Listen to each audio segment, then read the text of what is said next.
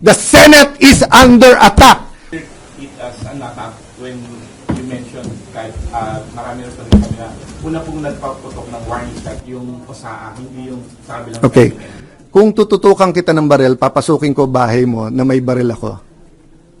Nag-warning shot ka, pinutukan kita pabalik. Is it not an attack?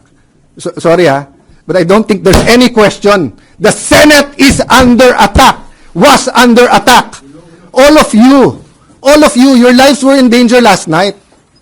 I know it's your job to ask a question, but you will tell me, pagka may nagpaputok na warning, hindi under attack yun? My God. We're a democracy. This is the Senate of the Philippines. Please naman. Di ba? Yeah. What do you think happens when there's no democracy? Who's the first casualty? The media. Wala nang media kapag wala.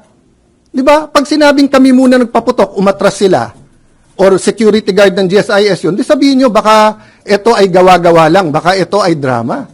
Pero nagko-focus kami dito, hinihintay namin articles of impeachment, nakita nyo naman lahat ng pangyayari, napakagaling ko naman mag-orchestrate ng lahat na yan, kaya kong papuntahin dito mga armadong grupo.